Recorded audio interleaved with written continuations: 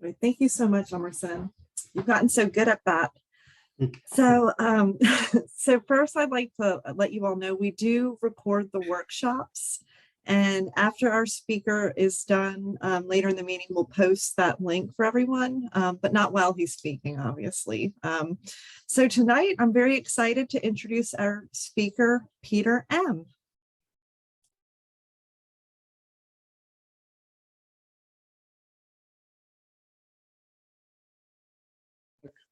And grateful to be alive and sober and part of a sacred place called Alcoholics Anonymous, and grateful to be out here. Get to see Gary Brown, who I haven't seen in a while. Gary, it's great to see you. June 23rd, 1988 is when a loving God separated me from alcohol.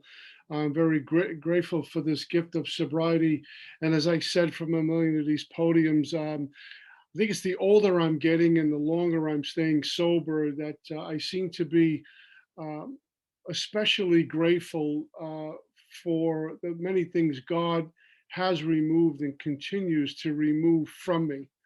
Um, Knowing all the while he's always giving, and his way of giving is sometimes removing. But what I'm focusing in on here is the money, property, and prestige, the things I thought I needed to be okay, the external things I thought I needed to be okay, to be at a better AA, to be a better man. If I had enough money, if I had enough power, etc., I'd be somebody. And the need to be recognized, the need to be popular, God has removed a lot of that.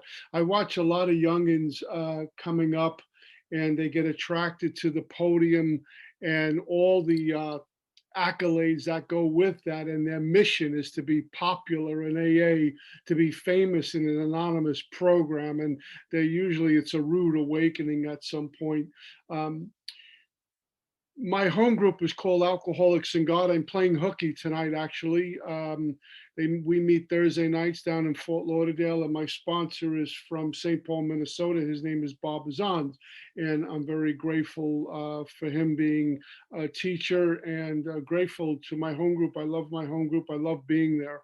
Um, when listening to this reading, I gotta say, it reminds me of a word for me, which is a four-letter word, and that's comfort.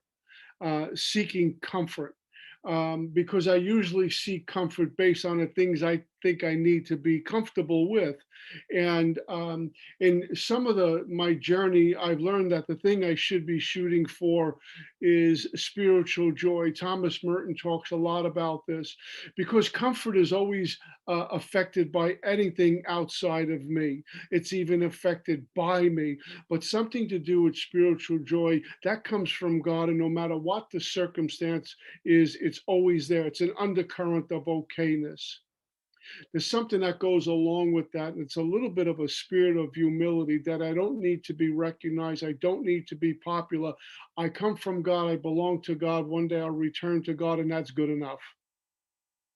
And the only thing that's going to bring me to God is God, not the amount of speaking I do. If I do a perfect fourth step, or I have the best sponsor in AA, the most popular sponsor in AA, all those things are nice, but they're vehicles to get me to experience this power called God, who will bring me to Him. I've heard a million times in AA. God brought me to AA, and AA brings me to God, and it's all ordained by Him. Um, June 23rd, 1988, when God separated me from alcohol, guys, I got to tell you, I was clueless like many of us, and tore up from the floor up. When I got into AA in 1988, after 7 treatment centers, by way of being homeless and panhandling on the streets of lower Manhattan, I lived in an abandoned building for a while. And I didn't bathe or change my clothes for far too long. And that was where my life was reduced to. And when June of '88 showed up, June 23rd, something happened that was indescribably wonderful. It was a moment, a brief moment in my journey, um, where desperation screamed louder than the ego for a moment. And in that place, I had a feeling come over me that no words can really describe, but it felt as if I get another drink of me, which I desperately need right now, I'm gonna die, and I didn't want that. And if I don't get a drink, I'm gonna die. uh, get a drink, don't get a drink. Either way, the alternative is going to be really, really bad. And it was the first time I could recall in many years that I didn't want to die. I felt as if I'm going to need help taking the next breath. I was totally out of options at this point, and it was totally given by God because I couldn't come up with this on my best day. In that moment, in this, I was weeping uncontrollably. I wasn't thinking about going to AA or going to a treatment center or going to a detox. I wasn't, none of those things crossed the horizon. What came to me was, God, please take me from this. I don't want to die. And that was it. I wasn't thinking about treatment, AA, anything. I just don't want to die. And I was brought to that place, to that edge of a cliff. And it was wonderful because what I've learned in that place, if I'm thinking I need to go to treatment, I need to go to AA, I need to get a sponsor and go through the 12 steps, I'm already running the show again. I'm already taking over. I know exactly what I need to do to get better. And God knew me well enough that anything I figure out is going to blow up anyway. He removed it all from me. It came down to, please take me from this. I don't want to die. And little by slowly, God connected the dots. Now, over the years in sobriety, I've lost sight of that because I try to play God many, many times. Sometimes I'm playing God and I'm not even aware I'm playing God. So, how could I possibly walk into a place called emotional sobriety?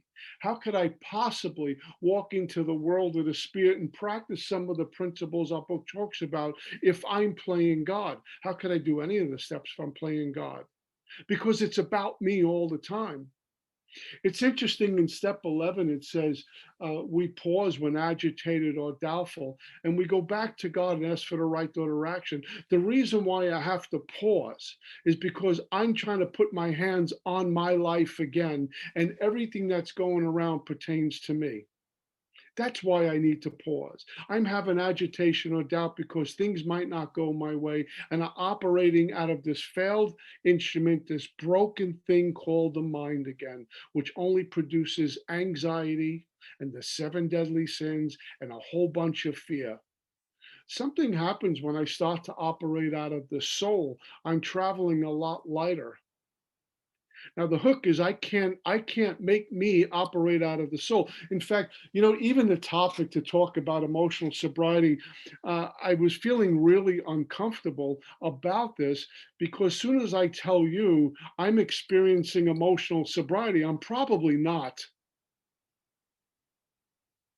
It's like the guy who goes behind the podium and tells the crowd there, I'm really a humble guy. He's probably an egomaniac and not humble at all. So all I can do is just share with you my experience. As my sponsor says, have a conversation and understand you're not a model or an example of anything, just to share and have a conversation with others.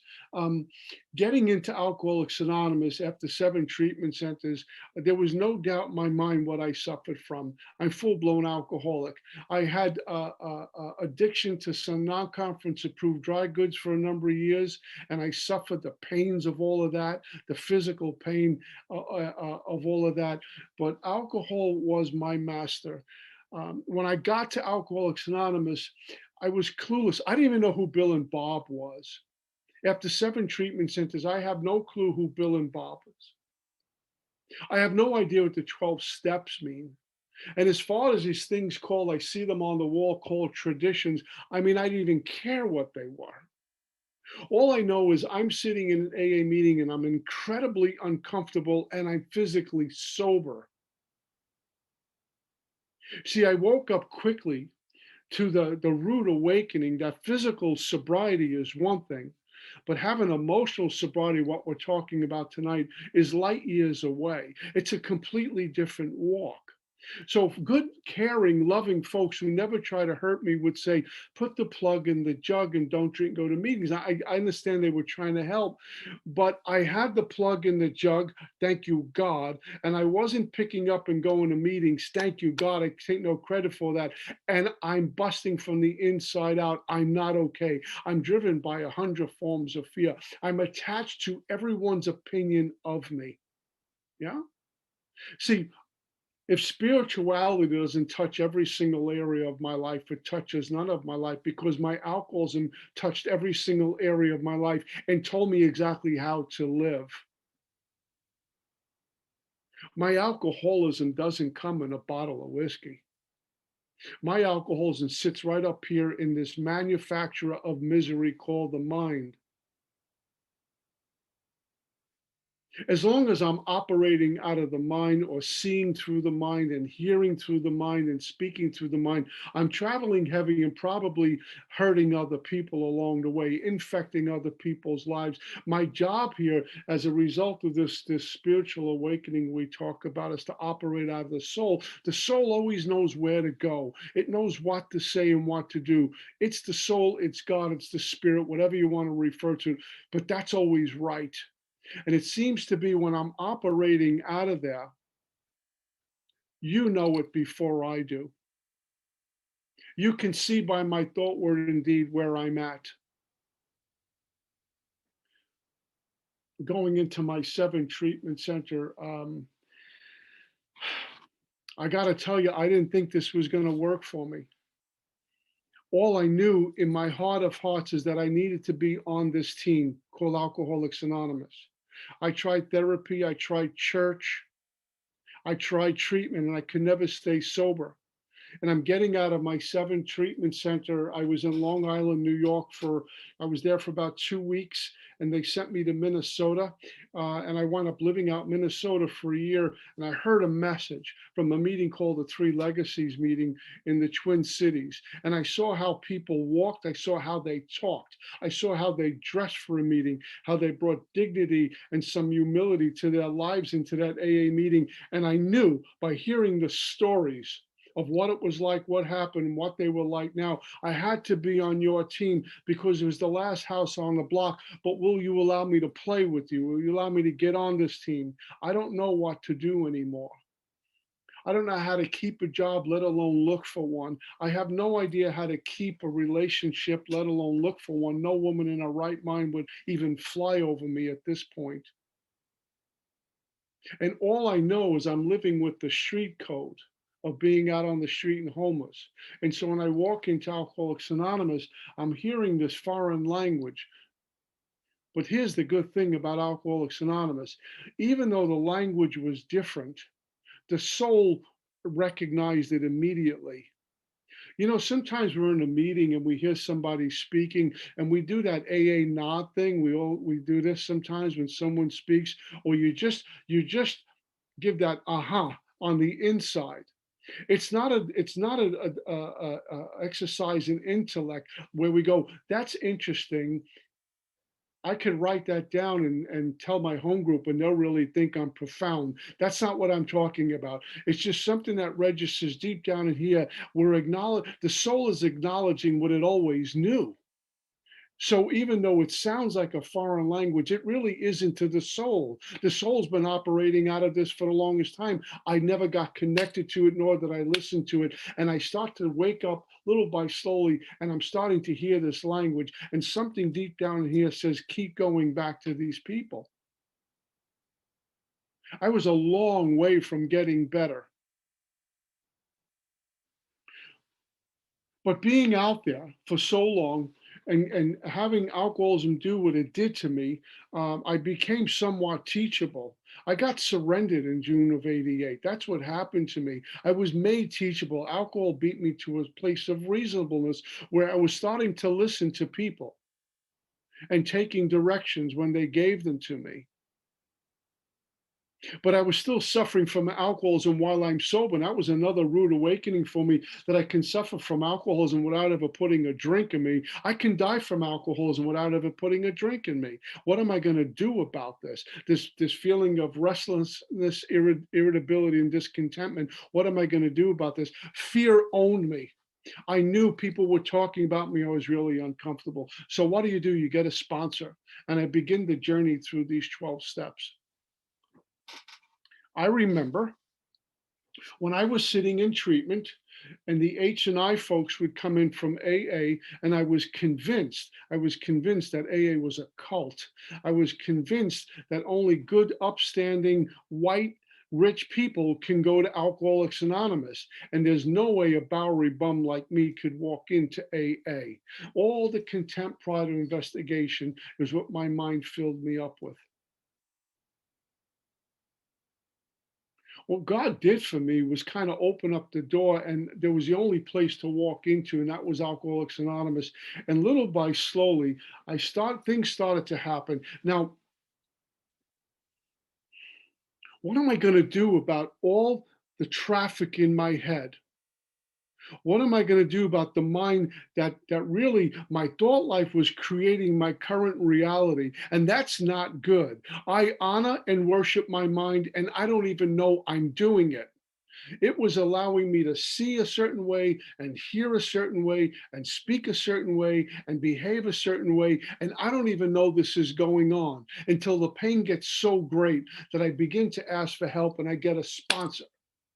And what began to happen was the destruction of me, the death of self before the physical death, daily dying for successful living.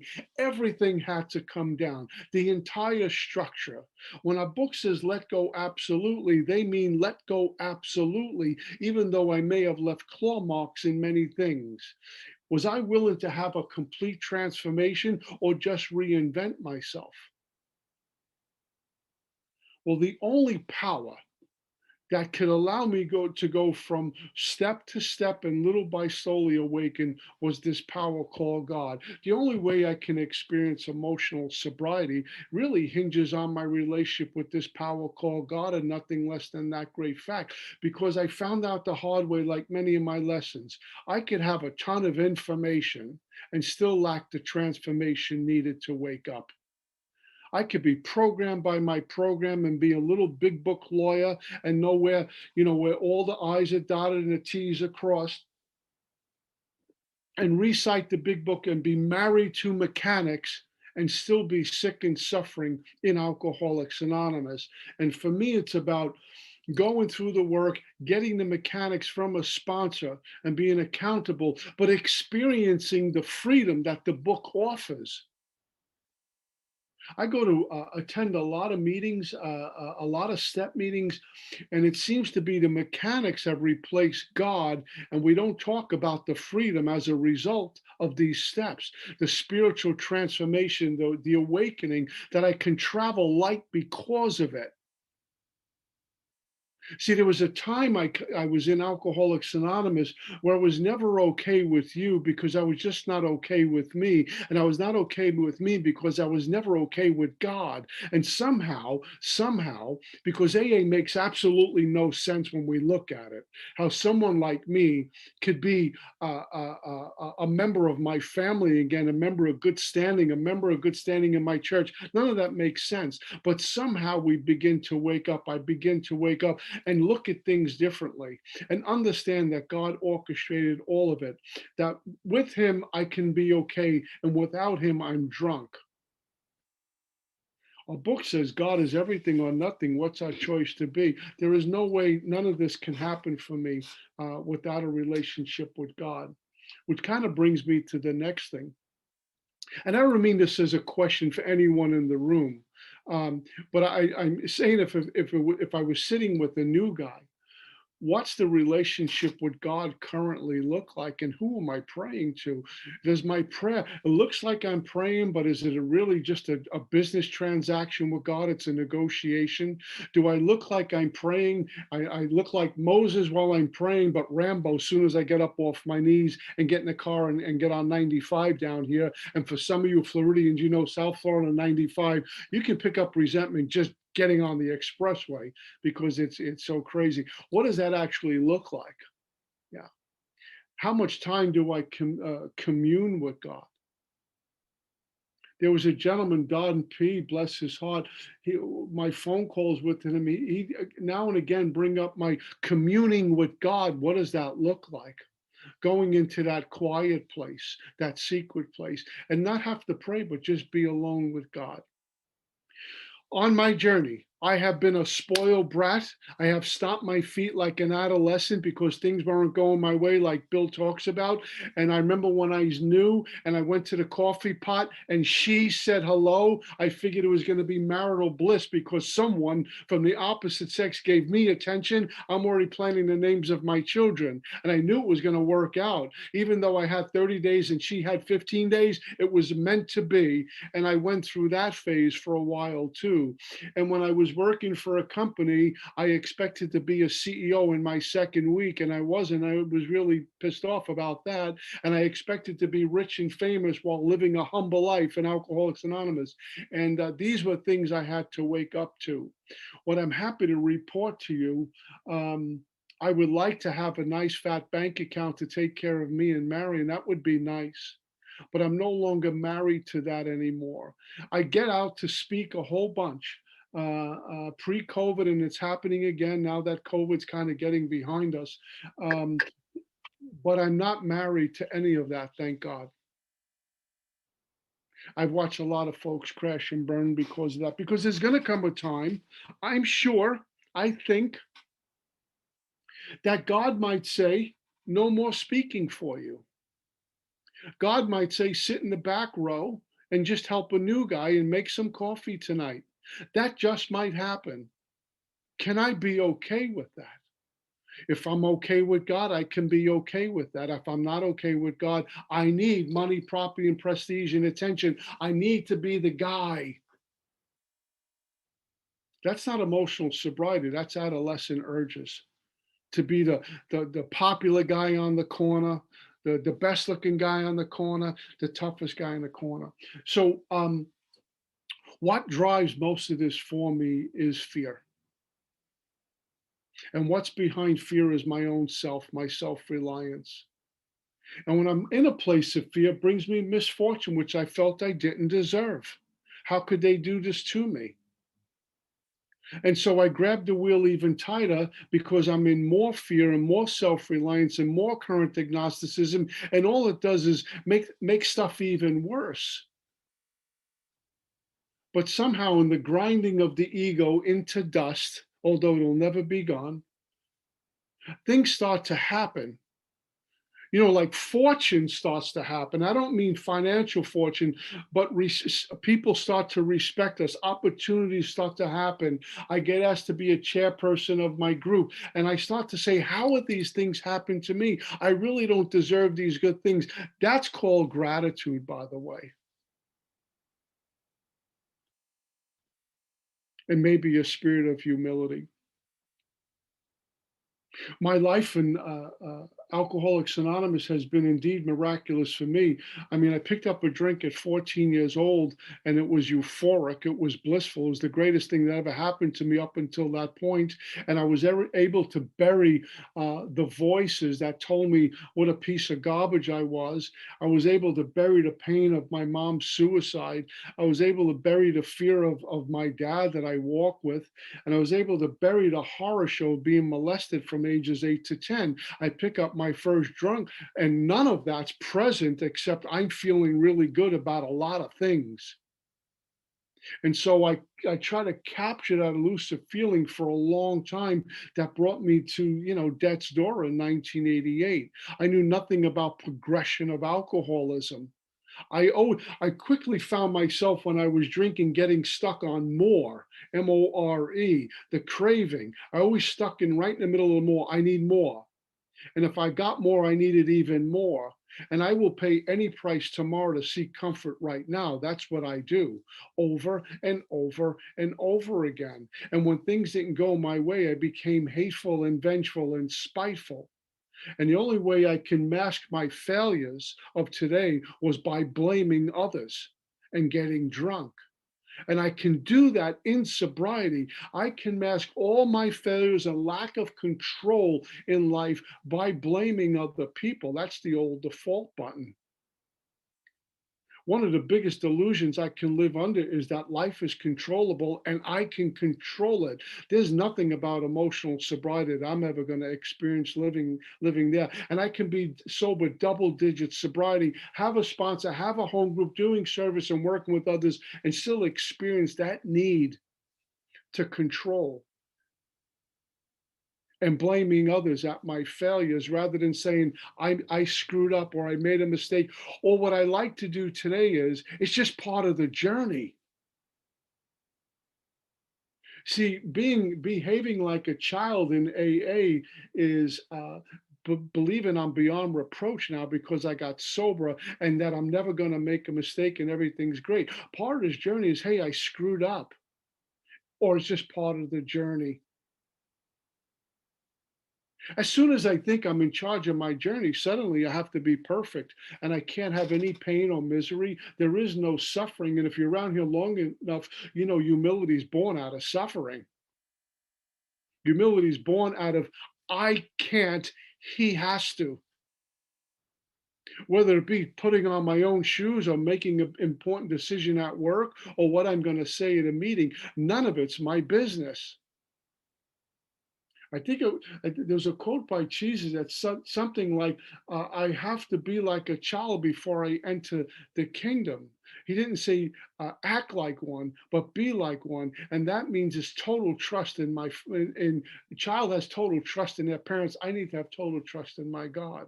I would love to report to you that I did that all the time, but I don't. See, one day I might become a spiritual being.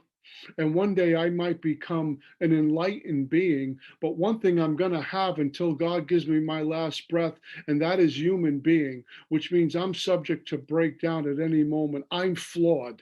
I'm broken, I'm flawed, and I used to want to resist that. And today I embrace that because it's just my humanness and my greater need for God.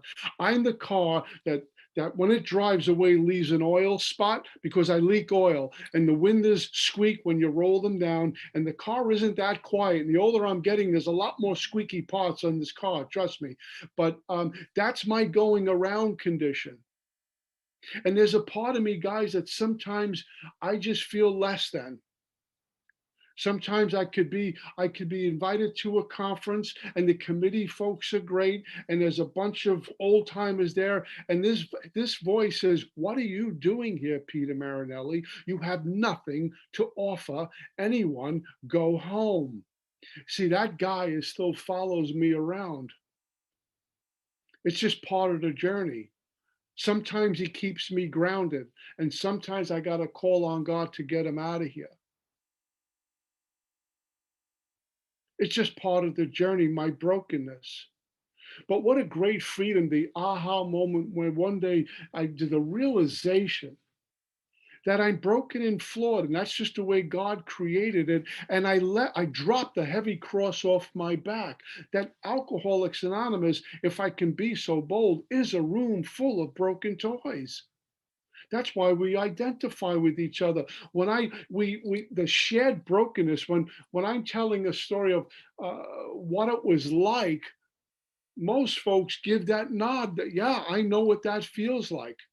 And when I talk about what it's like now and some of the joys and some of the sorrows and the challenges, people nod again because we identify with that. We identify with the blissful moments as well as the hurtful ones. It's just part of the journey. And so if I can just share a couple of more things, and I'll get out of your way. This 10 and 11, entering the world of the spirit, for me parallels what Bill was talking about, emotional sobriety. Entering the world of the spirit doesn't mean I get free room and board there, but it's by the chopping wood and carrying wood and growing in understanding and effectiveness, enhancing this beautiful thing, this experience that God has given to me by having conscious contact with God. This to me key. See, when I first got sober, it was like, AA boot camp. Sobriety is my number one priority. Sobriety is my number one priority. And it still is. But I must tell you, really, for me, the number one priority is having conscious contact with God. Because when I have conscious contact with God, means not unconscious contact, but awake to God, one with God, immersed in God, having an intimate relationship with God. I'm not drinking. And I get that by being a member of Alcoholics Anonymous. And that illness called alcoholism that goes underground and would resurface in other areas, fear sprees, food sprees, sex sprees, anger sprees, money sprees, gambling sprees, shopping, and so on and so forth. When I'm having conscious contact with God, although those things might knock on the front door, they don't come in anymore. When I have unconscious contact with God, suddenly it's coming in through the back window, the front window, it's coming up under the rug. It's starting to show up. And I have cobwebs now. Conscious contact with God, entering the world of the spirit. Somehow I start to experience this thing called emotional sobriety. And for me, part of the thing that enhanced that was getting back to my religious community a number of years ago and being a member there as well. It has blown the doors open for me for steps 10 and 11, because the God I'm praising in Alcoholics Anonymous and the God I'm trying to show people who I sponsor, I get to go to his house as well, besides Alcoholics Anonymous. It has been wonderful for me. I had a lot of contempt, pride, investigation on a lot of things, and I don't want to break a tradition against an outside issue, but I'm a cradle Catholic, and I had a lot of contempt about many things while telling you I'm working a spiritual program. So I was a hypocrite. And I had to clean up those resentments and go there and make amends, and not knowing God was about to open this beautiful door for me to walk in and feel whole and complete on the inside. And that's just been my journey. Not justifying a resentment away because of certain things or minimizing it. Now that doesn't fit everyone, but that's the way God has led me. And I'm very grateful for that. Lastly, emotional sobriety. I've been in a relationship with this young lady for 10 years now. Um, I went out to a town called Bellingham, Washington, to do an AA talk. I knew where the state of Washington was, albeit I was never there, but I had no clue what this town called Bellingham was.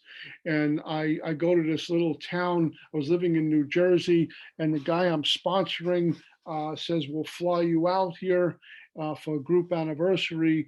And I meet this woman, and I thought it was just hi and goodbye. And, 10, 11 years later, we're married.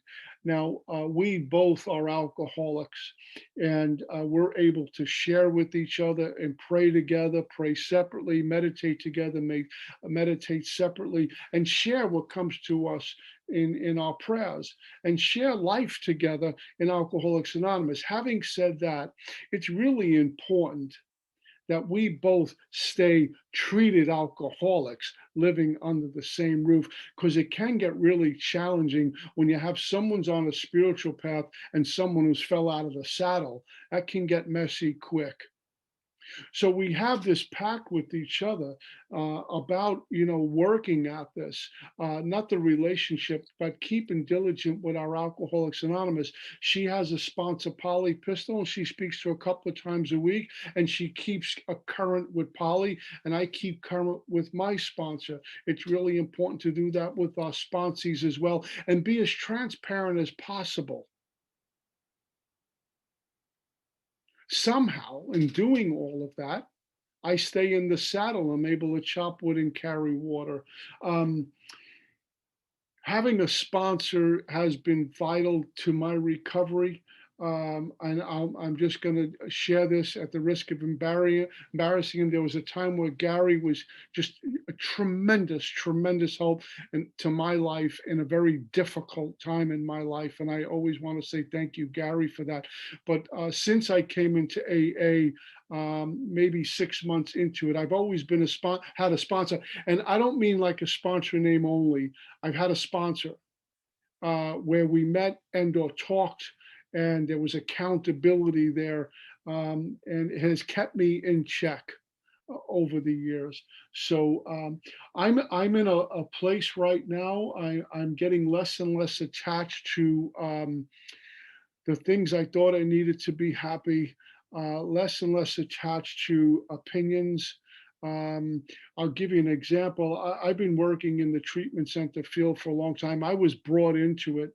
And I hate to say this, but there are members in our sacred fellowship who want to run me out of town or not have me speak at a conference because of what I do for a living. I've been called many ugly things. So I think about that. Well, if we don't like people in treatment, now let's go after lawyers and doctors and let's just make it a cult of our own. And that's what I've encountered in AA. But because of this thing called emotional sobriety, I chop wood and carry water. And the opinions of me, there was a time when they would get the hooks in me and have a great impact.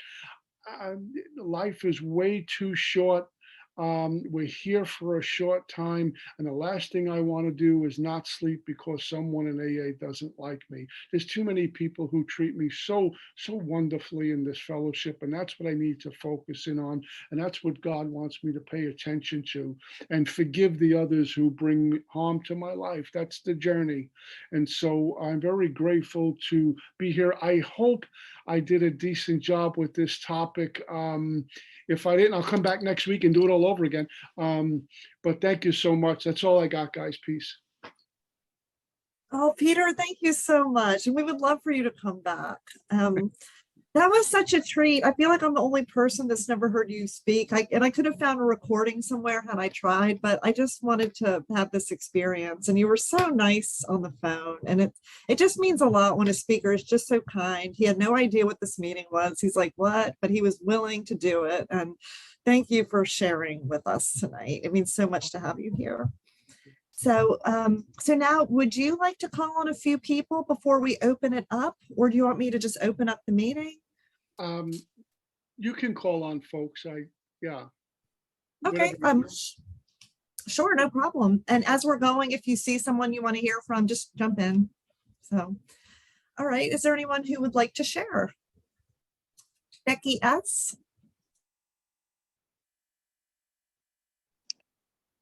Hello, I'm Becky. I'm alcoholic. Hi. Peter, I met you last year at Clifty Falls, and a friend of ours in our local group just sent me your link, and I caught the last probably 15 minutes of your talk tonight, and really good to see you, and hope to hear you again soon. Thanks for your message. God bless you.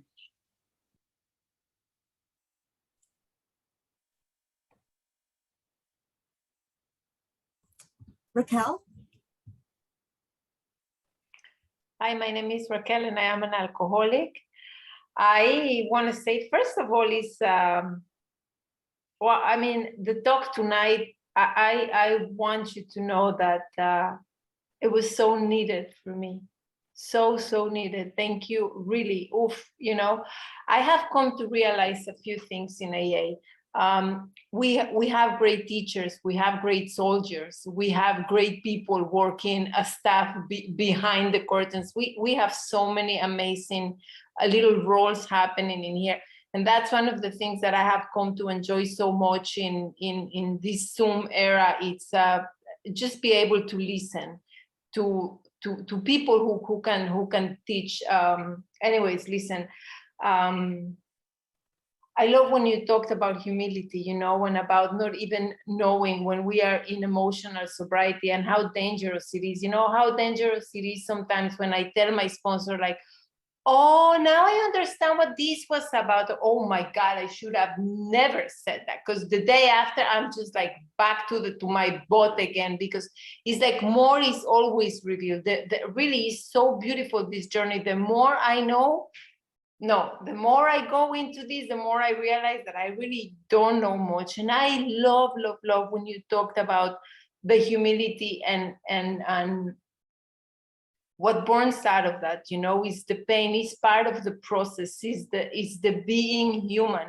It's like the tree with its seasons, you know, full of leaves, sometimes flowers and sometimes nothing. And this is what this is all about. I just want to really thank you personally, because my relationship with God today is absolutely the most important thing. The most important thing. I owe God my sobriety. And it is exactly that. It is that beautiful dependency today that I have in staying in conscious contact with him. And I remember not long ago, I asked you were mentioning about your daily routine, and I realized how my ego was getting involved into, I need to spend these 2 hours in my morning with God. And it was just so ego driven. And I want to report to you that thank you for that message, that you were able to be the channel of that my morning routine has taken such a different flavor. Now God leads the way. Now it's not difficult to listen. Now it's so beautiful. Thank you for mentioning the post. And well, listen, that's all it is. You know, I'm very grateful to be learning from so many people. Thanks. Thank you. Anthony? Hey family, man, I just want to thank Peter for that. That was such a strong message. So many things to identify with. And sorry, I'm Anthony, I'm an addict. And you know, I know I'm in the recovery process when I can come to a meeting and I can identify, you know, and I can remain open-minded and willing. And you know, I'm taking my own inventory, you know, and like the sister said before, man, there were so many hits there for me. And you know, the biggest one that I heard was, you know, the concept of God, right? And like for me, circumstances in life, you know, kind of drew me off that path. You know, what I understand now with some time and some information is that, you know, the most sustainable piece of my recovery is actually my connection with a higher power, you know, because it's infinite, right? It's always there. You know, sometimes sponsor doesn't answer the phone. Sometimes, you know, I can't pull out my literature at the stoplight when, you know, somebody's trying to harass me or something like that, right? I can't, you know, there isn't always a spiritual answer there for me in the form of a phone call or literature. But higher power is always there for me, you know, and if I can have a conscious contact with God and maintain that relationship, maintain my spiritual conditioning, you know, that outlet is there for me infinitely, you know. And you know, the other piece that I really identified with was you know, when you were talking about you know, the substance, right? And like, you know, for me, you know, it's, you know, I came into the rooms thinking that the substance was the issue, right? So like, so naturally, you know, if the substance is the issue, then abstinence is the answer, right? But that's not true, right? And that's what I've learned through this process is that mere abstinence doesn't equal recovery, right? And like, so I was abstinent for a year and a half and ended up in the same place, you know. And since I found recovery and I've been open-minded and willing and honest with my sponsor and others and applied this program, I've been able to actually gain some recovery and gain an understanding. Working a thorough 4-step has allowed me to uncover patterns in my life that have really enabled a victim mentality for me and justified a lot of my unnecessary behavior, you know. So Peter, man, big shout out. Like seriously, that was one of the most clear, solid messages of recovery I've ever heard. And I really appreciate you. Thank you for being of service. Thank you to all the trusted servants who opened this meeting up today. And big shout out to my homie John who invited me to this. I'm so grateful to be a part of something like this. Thank you very much. Oh, thanks, Anthony. I hope you keep coming back here. Samantha with the invisible hand. Thank you, Sarah. Hi, friends. I'm an alcoholic from Canada, and my name is Samantha. Peter, twice in 1 week. That's a lovely thing. Your message touched my heart, as your message always does. But in particular, I don't know if you stayed around for our Q&A on Tuesday, but I really had an agenda with my mom's health on Tuesday, and I've had some other things going on, financial stuff, and a sick pet, and now my mom's in the hospital, and it's just, I had to put my hands up in the air and just say, okay, God, direct. Because my pushing, my controlling, my directions were getting me frustrated and upsetting others, and really with no positive effect. Today, I decided to just go to the beach. Now it's probably 50 degrees where I live. I went to the beach. I just went to the water, and I skipped some stones, and it, just reset. And that was just what I needed to do. Talk to God, and they won't let me visit my mom in the hospital because of COVID. That's their rules, and I just have to accept it. But it's such a hard place to be, to just be, and to be with grace. And there's been moments today where I've really had that grace, and there's been moments where I've been a real human. And I know that we are humans here, and that we get to have spiritual, we get to walk a spiritual path at times, but it's not possible 24/7. And I am so grateful for the soldiers who walk in the program. I am grateful for the messages I hear, and I'm grateful for my sponsees, because they keep me on my toes. Nothing better than being able to be of service. So thank you all for this meeting, and thanks to those who do the service, the behind the scenes, because you are the ones who run the meeting. Thank you. Well, thanks, Samantha. Raphael?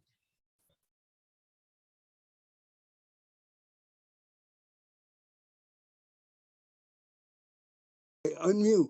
Hi, Peter. Thank you. I thought my camera was on. It is now. When I started this journey 25 years ago, that GOD business was an acronym. The group of drunks in the good orderly direction. And that still remains the same. I go to the drunks for the good orderly direction, but around 15 years sober, I was asking other people if they had a GOD, and I heard the great outdoors, get out, devil, give or die. But a GOD came to me that I had never heard, that I really focus and practice today. And that GOD is grace offered daily. And it's my choice, like you said. What is my choice to be? Accept the grace and learn to live with it, or be disgraceful, was how I got sent to you folks, a very disgraceful person. So building that relationship and trusting my higher power and just staying in prayer is what you reminded me to continue doing.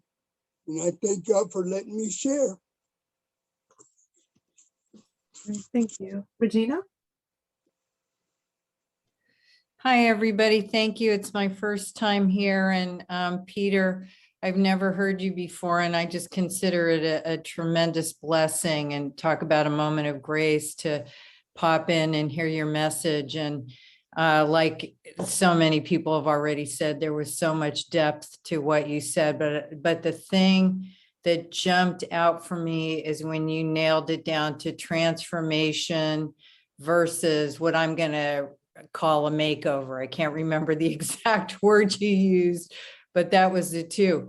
And I have been here for a few 24 hours. And I got to tell you, brother, I have learned in the last month that I have been in makeover mode. And we can call it ironic, but on Easter Sunday, I had a lot of deception just drop away. And I'm looking at the story that I have told myself. And believe me, I do steps, I've done steps, I have a sponsor, sponsees, but wow, you can really be a fake in these rooms. And you want to talk about humility born of suffering, because I'm feeling the truth now. And I know that transformation and that conscious contact, that's the deal. And so anyway, grateful to hear you. It just reminds me to stay with it, stay with it. So thank you, brother. And thank you, everyone.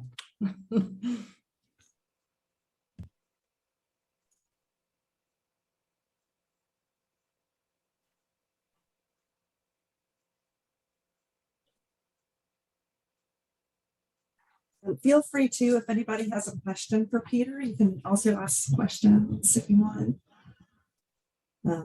How about my friend Twyla? Do you want to share? Oh, and then you, Veronica. Thank you. I'll be happy to share. I'm Twyla, I'm an alcoholic. And I feel like the grace of God is just keeping coming over me, just being in this meeting tonight. So thank you very much, Peter, for everything you shared. I related and identify with so much.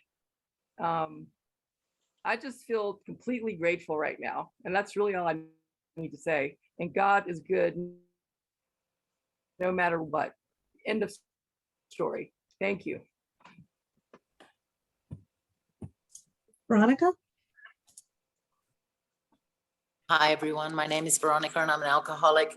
Peter, can you, I'm on a cell phone. Can you just like say something so you jump to the front of my screen so I can see you? Nope, maybe not. All righty. I never heard you, didn't know who you were. And I also feel it was really, it was wonderful to hear what you had to say tonight. You know, in particular, there was a few things that jumped out at me. This is what I heard. The conscious contact. Did I say I'm Veronica and I'm an alcoholic? Yes. Okay, thank you. The conscious contact that even, you know, being sober, yeah, that's the main event, but that the conscious contact is really the main event. And with the conscious contact, you know, then, you know, comes emotional sobriety. That's what I heard. And it reminds me of, you know, that was about, I don't know, maybe 6 months ago. And this thought came to me, you know, what if my only purpose in this life is to realize that I am one with God? And I thought, well, that's a bit odd. I thought, is that it? Aren't I supposed to chase something or do something? And I've been a chaser. I've chased a lot of things all my life, and it's very painful, and it's not working. I liked the way you spoke about the practices, the meditation, the praying, the the practices that you and your wife had or have, and you know, it's that. I think it's a Christian saying, but it's, you know, run towards God as fast as you can. And, you know, if you meet somebody along the way that's running in the same direction, you know, introduce yourself. And that's what you were saying reminded me of that. It's very happy to have heard such a really grounded, balanced, no fanfare. And I don't misunderstand. I love every single speaker that comes on here, but I really appreciate your message and your style. And it's what I hear is, you know, that saying where they say, you know, hurt people hurt people. Well, let me tell you, I think free people free people. And that's what I hear in what you said tonight. So very happy to be here. Thanks so much for coming. God bless. Thanks, Veronica. I love that. So Peter, we have a question for you. Somebody messaged me in the chat. They wanted to know, what is your home group?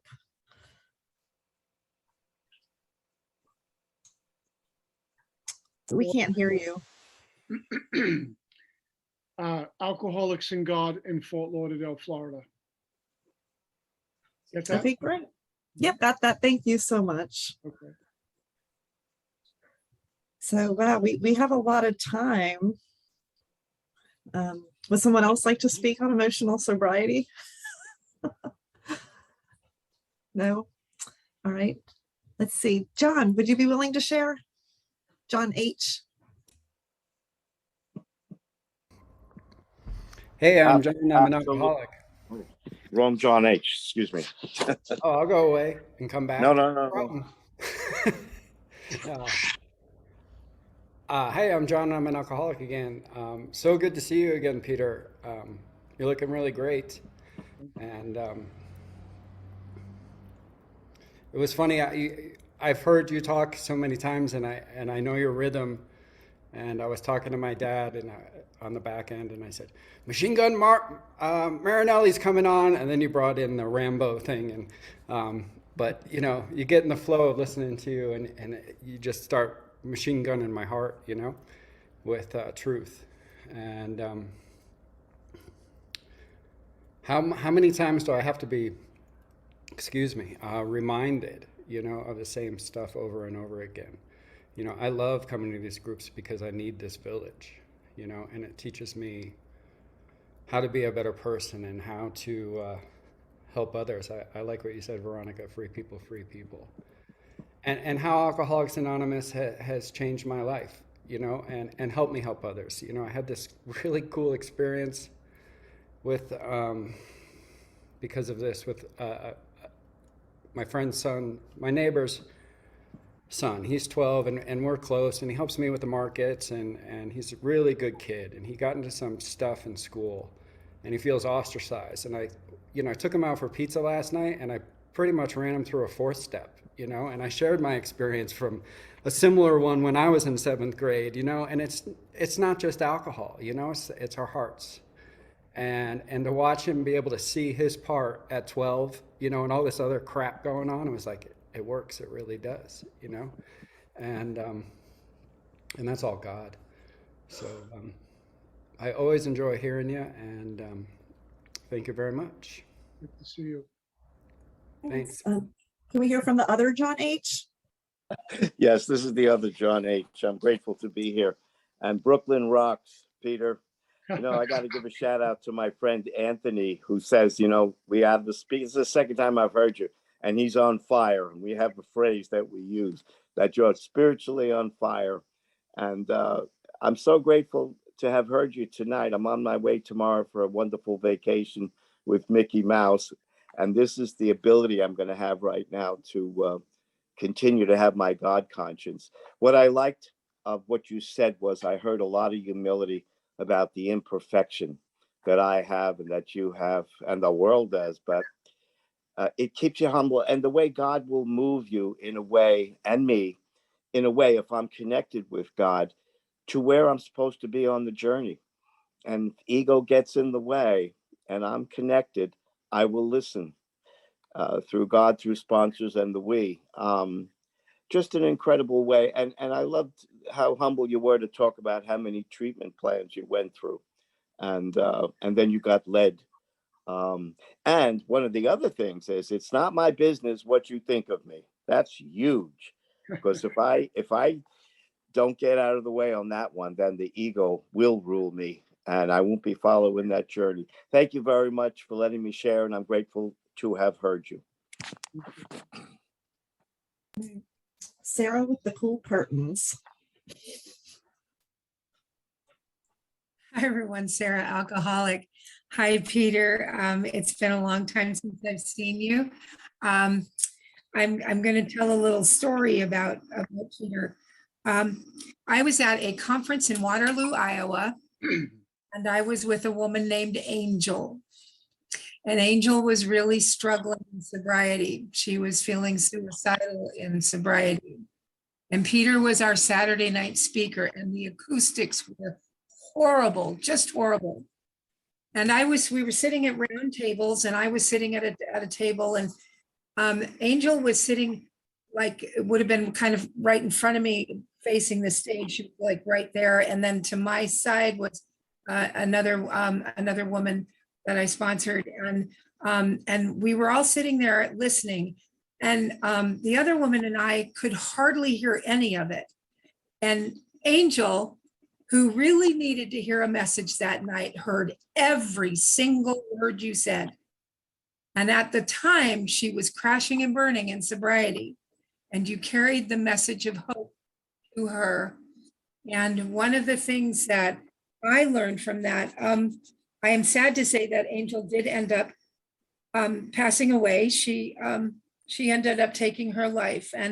But you know, it was very many other things that were going on with her but for that moment, for that day, for that time, you gave her such a gift of hope. And I wanted to thank you for that. And then, and every time I've heard you since then, I have heard an incredible message of hope. And I am reminded that, you know, we can only hear that message of hope when we are not in a hopeless state of mind and body. And I know that if I'm in a hopeless state of mind and body, I can't hear that message. And so I very much appreciate you and the humility that you give and the way you talk about emotional sobriety and the way you talk about spiritual sobriety and the life that you live and the example that you are. You know, I don't want what you have. I want to be able to do what you do. And that's very important to me. And I have gotten many gifts from you and from hearing you speak before, and again from hearing you speak tonight. And I want to thank you for that. I recently lost my husband, and you were one of the heroes, believe it or not, that kind of got me through that. That I was able to walk through that with grace and dignity, and without taking a drink. And you were one of the message carriers that allowed me to do that little by slowly, seconds and inches. And so I want to thank you for that. That's all I got. Thanks. Thank you. Thank you. Thanks. Nancy? Yes. Hi, my name is Nancy. I'm an alcoholic. And Peter, I don't have a question. I have a request. I heard you once, and I believe it was on a recording, but I haven't heard it again, and I didn't get it all. But if you could tell the story of the fish. The fishing story? Yes, I'd appreciate it. Okay. Is that okay, Sarah? I can tell the fishing story? Oh, of course, please. Okay. So, oh God. So when I first got to my first home group called the Free Spirit Group in Bensonhurst, Brooklyn. Now, Bensonhurst, Brooklyn, the only requirement for membership there is a pinky ring, sunglasses, and gold jewelry. They changed how it works into how you're doing. And some of the home group members were, you know, Joey Bag of Donuts and Frankie Head of Lettuce, and these are some of the group members. And I was a new kid on the block, and they said, we're going to go fishing. And they had never been fishing before, but they decided to go fishing in this area called Sheepshead Bay, Brooklyn. And these 5 guys from Bensonhurst, Brooklyn get dressed to go fishing, as I always say, like I am tonight: sport jacket, shoes, slacks, pinky ring, sunglasses, and gold jewelry. And we get on this boat and we're out there for a couple of hours and catching nothing. And out of nowhere, this guy, we refer to him as Sally Boy, or Sally Pacino, or Sally Pleats, depending on what neighborhood he was in.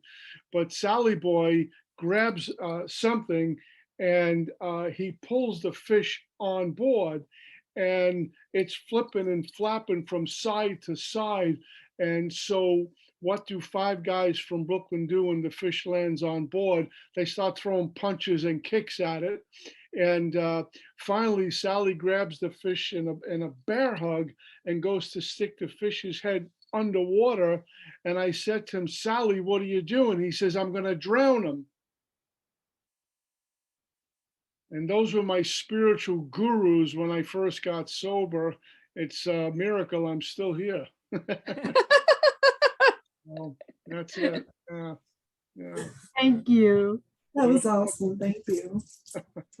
So I'll go ahead and take a minute to share, I guess. I am so grateful for your insight. And it's just awesome, to hear a man like you, because I know, there's this like piece where, yes, you're like, AA famous or whatever, you speak a lot and all that stuff, but it's like, so I had 5 years of sobriety, and then I drank again, and I was out for 5 years, and then I came back in 2020.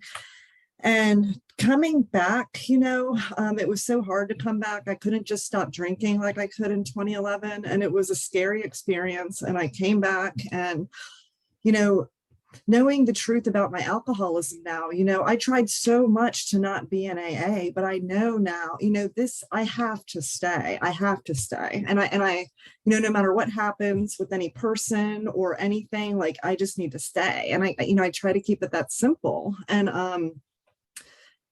coming back, and people have time, and, they're secure in their sobriety or whatever, and, parading around movies like a movie star, but it's like, it's AA, it's, we're sick people who are trying to get well, it's not a place where we become like spiritual giants and, the Buddha or, whatever spiritual guru. It's like, no, I'm alcoholic.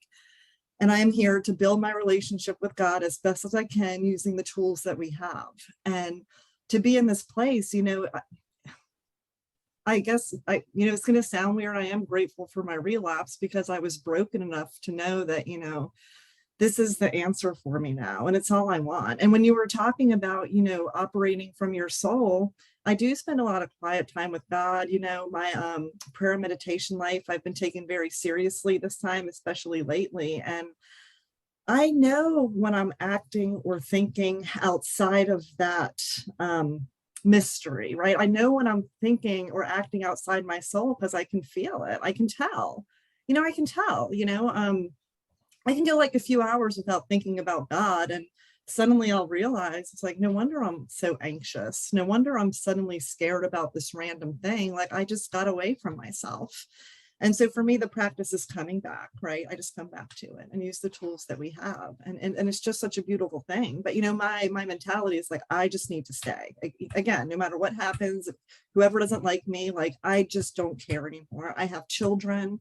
I have my life, I have people who love me, and I just need to stay here and try to get well. And this is my life right now on this plane, and I want it to be productive. I want to enjoy it. I want to be useful. I want to experience God's grace. I want to be here. I don't want to drink again. And that behavior when you're in a meeting and somebody's trying to like share the best thing and be the popular person in the meeting. It's like when you're somebody in my shoes and you've been like beaten down as hard as I was in my relapse, like, it looks ridiculous, honestly. And I tend to like gravitate towards the other people that are like, just grateful to be here. Like, oh my God, I've been sober for almost 18 months. Like, that's crazy to me. The way I was drinking and I could not get rid of the obsession. Like, I didn't do that. I could not do that. I tried for a year to stop, and it was just mayhem. So I'm just so grateful for my sobriety and the truth. I am completely powerless over it. I absolutely have the allergy, and that is literally why I'm here. And that's all it will ever be. So that's my share. Angela. Hi, everybody. I'm Angela. I'm an alcoholic. Thank you. I got an invite to this meeting tonight, and it was really good. Thank you, Peter, for your share. It sounds like you've been through a lot. I loved your fish story, and I like what you said about the soul.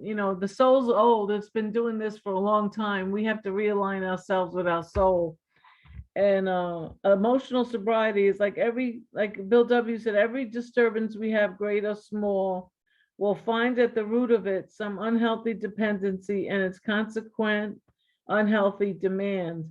So we have to surrender. We have to free people from pleasing us and from taking care of us. I remember when I was an alcoholic, my whole family had to take care of me. They always had to worry what I would say, what I was going to do, where I was, where I'm going to be, how I'm going to embarrass them. And, today I free my family from taking care of me. I sort of take care of them, and it's very freeing to go where God wants you to go. And I also like what Bill said, that his mind no longer races compulsively in elation, grandiosity, or depression. And he's been given a quiet place in bright sunshine. For me, being in the sunshine comes from being at peace with God, no matter who I'm with or where I am. I look for that peace. I look for that Holy Spirit, whatever you call it, God, higher power, to come and give me the right state of mind, give me the right thoughts. And, Peter, you were so right. It's all about the mind, and alcohol is in the mind. It could kill you whether you're drinking or not. A resentment could kill you. All these ill feelings, this hate and this selfishness and dishonesty, it could kill you. It can make you go crazy that you want to commit suicide because the pain in your brain is so great. So for me, it's about having serenity and having peace. And I really loved being here. Thanks for letting me share. Thank you so much. So I guess, if there's no other shares, I can just close early. Would anyone like to raise their hand before I do that? We have plenty of time. Oh, Travis. Hey guys, how you doing tonight? Travis, alcoholic. Pete, I love you, brother. I was just sitting here on this meeting actually doing pretty much what you just talked about, and how often I can be in between my ears and not actually present in my life, how much I can overthink situations and just complicate a simple day of just living in the spirit and living with my fellows. And I mean, one thing I've always loved about you, Pete, and I've never really told you this, but I remember getting off work and I would play back the 12-step series is that you would talk. And I would just sit there, man, in silence and meditation and just listening to the soul, and I would feel the soul, and I would just get that much more energized and excited for recovery.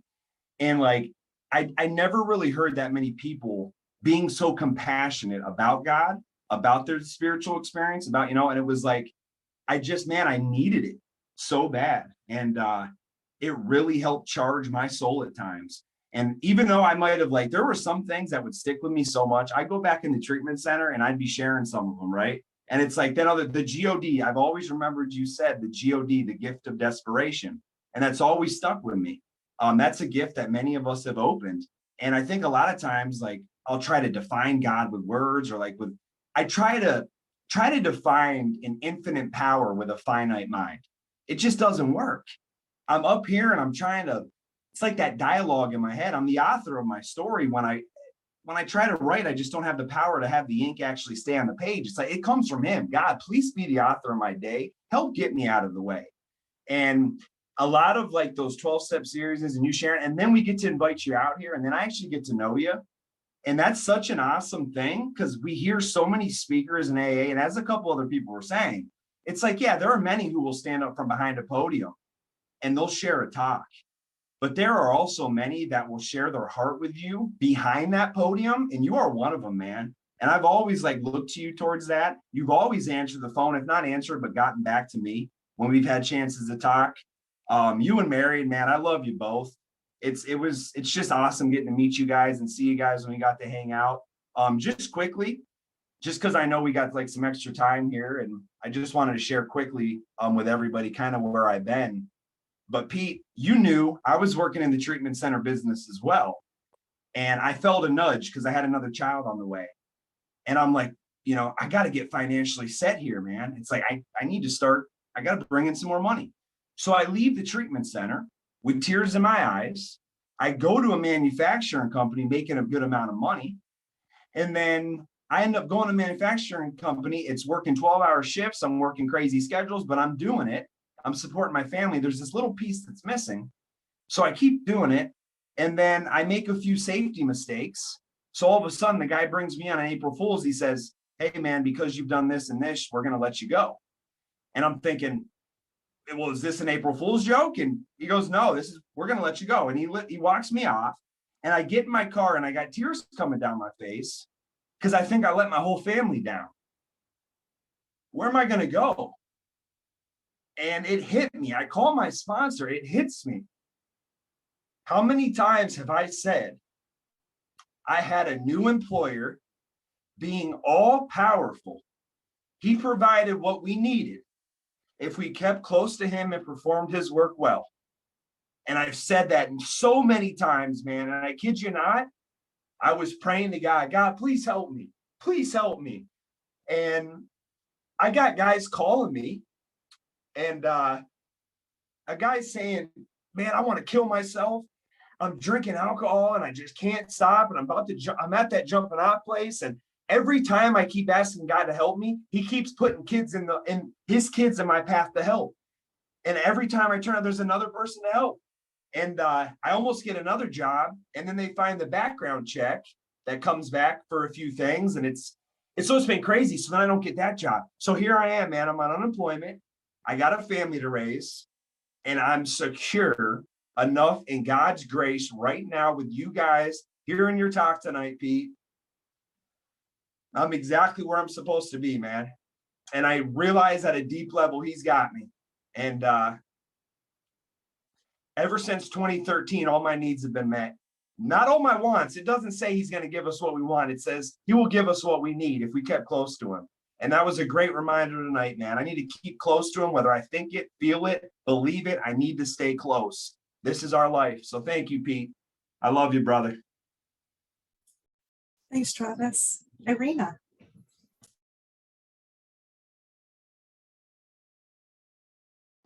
My name's Irena. I'm an alcoholic. And Pete, thank you so much for everything that you said. I particularly was touched by your relationship with God and how pervasive that is in all parts of your life. And my question is, how did you first develop conscious contact with your creator, if you can remember that far back? It was probably going on before I awakened to I have conscious contact. If I had to point to a moment where I reached out, it's interesting how ironic it is, and it was the worst moment of my life next to my mom's passing.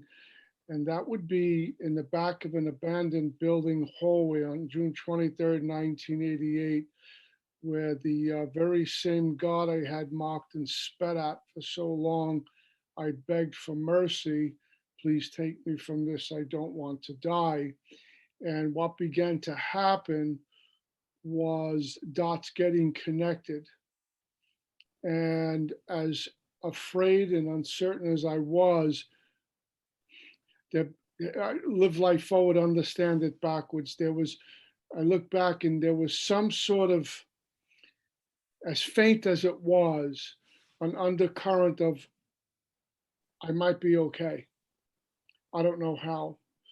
And what happened to me in that hallway when I says, please take me from this, I don't want to die. I remember it sounded like someone whispered in my ear, enough, I have other work for you to do. And I really thought I had lost my mind altogether. I think that was the catalyst, the ignited the flame for me on having conscious contact. Now, there was a lot of work to be done and a lot of me to get out of the way still, but the journey began. Something else I'll share, it seems to be once a moment of realization happens, like, oh my God, I'm not that anymore, I am this. A lot of things just fall off our shoulders. You know, I'm an alcoholic, but I am not alcoholism. What I mean by that is I have a soul that's greater than that.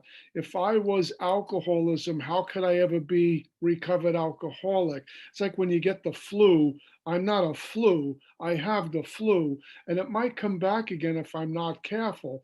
I have alcoholism, it's been arrested at a day at a time because I have alcoholism, but I am not alcoholism. I have a soul, and that overrides everything. And I'm able to, in a sense, have some distance or separate myself. It's like a buddy of mine always says, if I believe I am all the manifestations of self, then how can I ever be rid of self if that's who I am? I suffer from it, which means I can get away from it. So, and God allows all those things to happen. So anyway. Thank Thanks, you Peter. so much. Okay, so it's that time. And before we mute for the prayer, I just want to thank you so much, Peter. That was phenomenal. I'm glad my first time hearing you was just amazing. And everybody that came tonight and everybody that contributed with your awesome shares, just thank you so much. This is such a great place to be. So now we mute and then, say your favorite prayer and come back and thank our wonderful speaker.